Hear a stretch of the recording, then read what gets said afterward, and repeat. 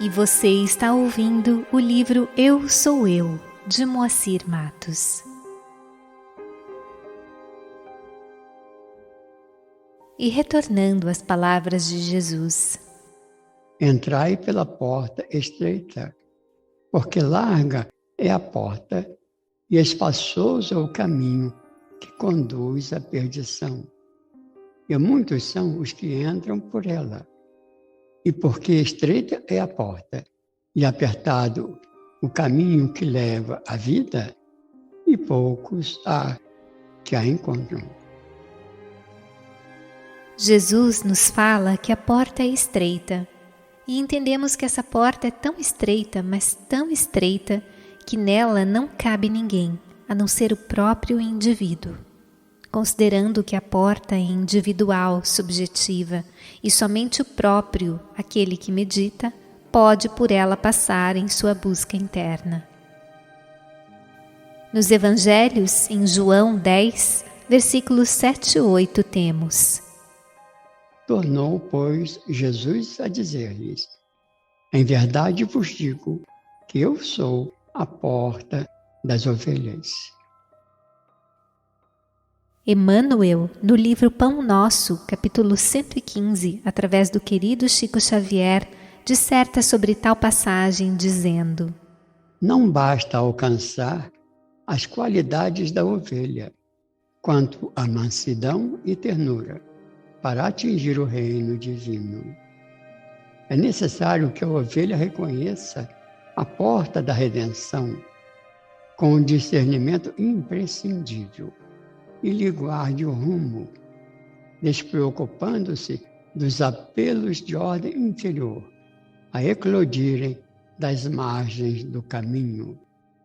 Daí concluímos que a cordura, para ser vitoriosa, não dispensa a cautela na orientação a seguir. Nem sempre a perda do rebanho decorre do ataque de feras, mas sim porque as ovelhas imprevidentes transpõem barreiras naturais, surdas à voz do pastor, ou cegas quanto às saídas justas em demandas das pastagens que lhes competem. Quantas são acometidas de inesperado pelo lobo terrível, porque fascinadas pela verdura de pastos vizinhos, se desviam da estrada que lhes é própria, quebrando obstáculos para atender a destrutivos impulsos. Assim acontece com os homens no curso da experiência. Quantos espíritos nobres hão perdido oportunidades preciosas pela própria imprudência. Senhores de admiráveis patrimônios revelam-se, por vezes, arbitrários e caprichosos.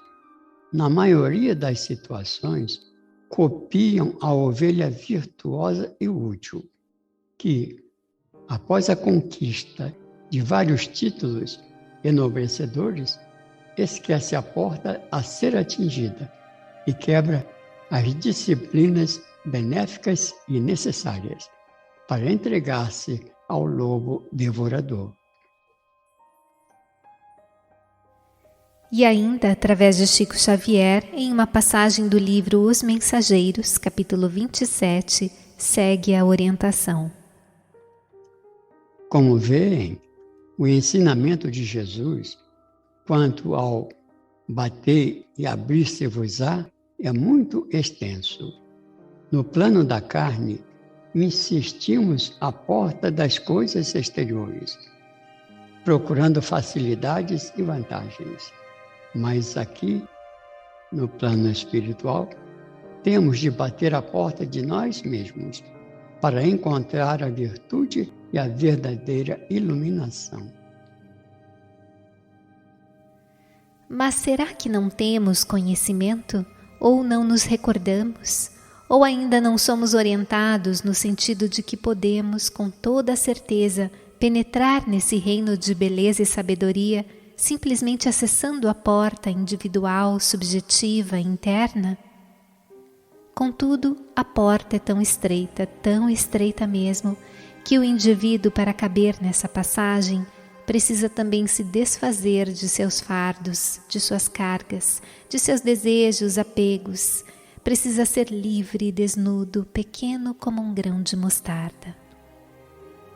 Alguém poderia, aprofundando o tema, dizer que existem variedades de portas, considerando a possível existência de variados planos dimensionais se interpondo paralelamente, havendo assim porta atrás de porta, em que cada porta abriria uma dimensão, véus por trás de véus, que se abririam, que se dissolveriam em cada passagem dos eventuais vários universos. Mas a busca, o encontro, independe de quantidades de véus ou de possíveis variedades de portas. O aprofundamento se dá em termos de essência última, além de quaisquer planos de existência, com plena atenção naquele que constitui o absoluto, o princípio átmico em cada um, a própria divindade que somos. Sai Baba diz que procuramos conhecer o universo alcançando distâncias cada vez maiores, através de naves espaciais, sondas, telescópios potentes, etc., enquanto o universo inteiro está dentro de nós. O próprio Yogananda, simplesmente através da meditação, teve experiências indescritíveis de vivência cósmica, comungando com sóis, constelações, nebulosas, galáxias. Os próprios ensinamentos do Vedanta também nos dizem que meditação é a constante indagação interna quanto a quem sou eu, ou o que sou eu, consistindo na total concentração e imersão em Deus, no eu sou, o real ser. Krishna já dizia que o caminho direto se resume em fundir-se inteiramente nele, e consiste no real caminho que nos leva de modo direto à vivência da plenitude divina que somos. São palavras de Krishna ainda no Bhagavad Gita. O irreal não pode existir, e o real não pode deixar de existir. A verdade definitiva dessas duas proposições é conhecida pelos homens sábios. Esse eu nunca nasceu e jamais perecerá. Tampouco, tendo existência, nunca deixará de existir. Não tem nascimento, é eterno, imutável e primordial. Não morre com a morte do corpo. Quando tiveres alcançado este conhecimento, não cairás de novo no erro. Em virtude deste conhecimento, verás todos os seres, sem exceção, em ti mesmo e, portanto, em mim. O homem de fé é aquele que alcança o conhecimento, o homem de dedicação, e que tem controle sobre seus sentidos. Havendo alcançado o conhecimento, em pouco tempo terá logrado a suprema paz. Para aquele que conquistou a si mesmo e que permanece em perfeita calma, seu ser está tranquilo no frio e no calor, no prazer e na dor, na honra e na desonra. E entre todos os tipos de yogis, aquele que me rende culto com fé, com seu ser interior absorto em mim, é considerado por mim como o melhor de todos os yogis. Apenas precisamos estar conscientes aqui de que, na realidade, Krishna constitui a essência da encarnação divina em sua época e que pode assumir igualmente qualquer nome ou forma e em qualquer tempo. Sai Baba disse: a verdadeira meditação reside na unificação da mente com Deus. Assim como leite e água não podem ser separados, a mente, da mesma forma, uma vez fundida a Deus, não pode ser separada. Igualmente, seu amor deve tornar-se um com amor divino. Algumas pessoas contemplam Deus por um período limitado de manhã e à noite. Isso não pode ser chamado de meditação. Você deve contemplar Deus em todos os momentos, em todos os lugares e em todas as circunstâncias. Execute todas as tarefas com sua mente fixa firmemente em Deus. Essa é a verdadeira meditação. Pensar em Deus por um período limitado é apenas devoção em tempo parcial. Devoção em tempo parcial dá direito apenas à graça parcial. Você deve ter dedicação em tempo integral, a fim de alcançar toda a graça. Você nasceu muitas vezes vendo, fazendo e experimentando o que já viu, fez e vivenciou. Você deveria perceber que nasceu para não nascer novamente. Você deveria ver e experimentar aquilo que dará realização à sua vida.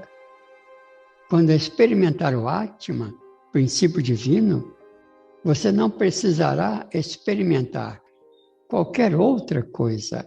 Essa é a unidade do princípio do Atman. Para experimentar esse princípio eterno, você deveria abandonar o apego ao corpo e entender a verdade de que o Atman em você é o mesmo Atman que existe nos demais. Bata a porta de seu próprio coração e Deus, o morador, surgirá. Assim, os portais vão se abrindo diante de nós durante toda a nossa vida, redirecionando-nos instante a instante em nossa caminhada, até que cessem todos os caminhos sem mais rumos nem direções, nem metas, restando-nos apenas o vivenciar no dia a dia a verdade do ser. E apenas dentro de nós mesmos encontra-se a fonte de toda a sabedoria, de toda a riqueza, beleza, formosura, paz, felicidade e perfeição, e que só pode ser encontrada através do portal interno da divina consciência.